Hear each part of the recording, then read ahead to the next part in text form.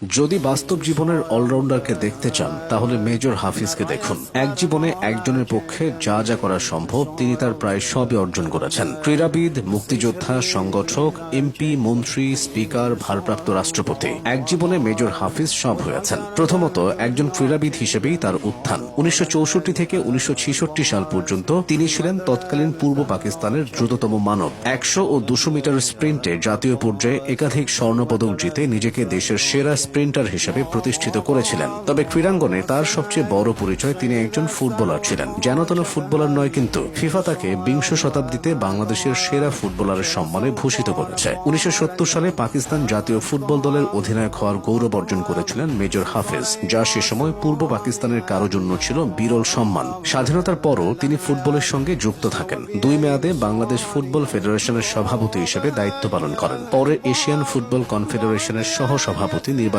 হন। পাশাপাশি ফিফার আপিল ও ডিসিপ্লিনারি কমিটির সদস্য হিসেবে বিশ্ব ফুটবলের গুরুত্বপূর্ণ সিদ্ধান্ত গ্রহণ প্রক্রিয়ার অংশ ছিলেন মেজর হাফিজ। যে কমিটির সিদ্ধান্তে দিয়েগো ম্যারাডোনা নিষিদ্ধ হয়েছিলেন সেই কমিটিতে তিনি ছিলেন। ক্রীড়াক্ষেত্রে অসামান্য অবদানের জন্য ১৯৮০ সালে জাতীয় ক্রীড়া পুরস্কার এবং ২০০৪ সালে ফিফার সর্বোচ্চ সম্মানগুলোর একটি ফিফা অর্ডার অফ মেরিট লাভ করেন তিনি। ক্রীড়াঙ্গনের সাফল্যের পাশাপাশি তিনি ছিলেন একজন সাহসী সেনা কর্মকর্তা। ১৯৬৮ সালে মেজর হাফিজ পাকিস্তান সেনাবাহিনীতে কমিশনপ্রাপ্ত হন। সেনা সদস্য হিসেবে তিনি প্রথম দিকে কর্মরত ছিলেন ইস্ট বেঙ্গল রেজিমেন্টে। ১৯৭১ সালের মার্চে তার ইউনিটের সঙ্গে তিনি যশোরের প্রত্যন্ত এলাকা জগদীশপুরে শীতকালীন প্রশিক্ষণে ছিলেন। মুক্তিযুদ্ধ শুরু হলে তিনি যশোর ক্যান্টনমেন্টে বিদ্রোহের নেতৃত্ব দেন এবং জীবন বাজি রেখে মুক্তিযুদ্ধে অংশ নেন। একাধিক সম্মুখ লড়াইয়ের নেতৃত্ব দিয়ে অসামান্য বীরত্ব প্রদর্শনের স্বীকৃতি হিসেবে তিনি পান বাংলাদেশের তৃতীয় সর্বোচ্চ বীরত্বসূচক খেতাব বীর বিক্রম। মুক্তিযুদ্ধে তার ভূমিকা তাকে দেশের ইতিহাসে বিশেষ মর্যাদা এনে দেয়। শিক্ষা জীবনেও তিনি ছিলেন কৃতি শিক্ষার্থী। মেজর হাফিজ ঢাকা বিশ্ববিদ্যালয় থেকে রাষ্ট্রবিজ্ঞানে অনার্স এবং স্নাতকোত্তর ডিগ্রি অর্জন করেন। অবশ্য মেজর হাফিজ সবচেয়ে বেশি সফল হয়েছেন রাজনীতিতে যুক্ত থেকে। রাজনীতিতে তার পথচলা দীর্ঘ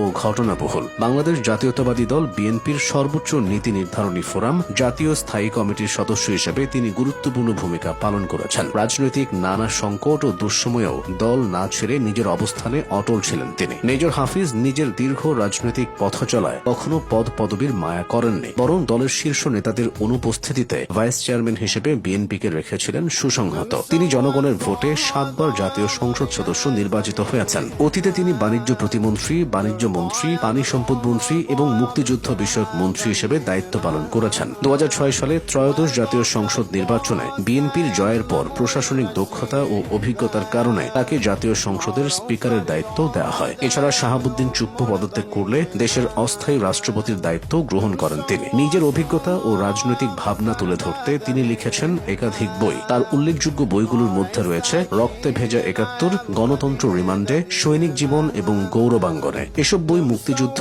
রাষ্ট্রনীতি ও ব্যক্তিগত অভিজ্ঞতার গুরুত্বপূর্ণ দলিল হিসেবে পরিচিত। এক জীবনে খুব কম মানুষই একই সাথে খেলাধুলা, রাজনীতি এবং রাষ্ট্র পরিচালনায় এমন বহুমাত্রিক সাফল্যের স্বাক্ষর রাখতে পেরেছেন। সহজ করে বললে একজন মানুষের জীবনে এত বৈচিত্র্যময় অর্জন খুব কমই দেখা যায়। মেজর হাফিজউদ্দিন আহমেদ প্রমাণ করেছেন দৃঢ় সংকল্প, নেতৃত্বের গুণ এবং দেশপ্রেম থাকলে একটি জীবনও অসংখ্য অর্জনের গল্পে পরিণত হতে পারে।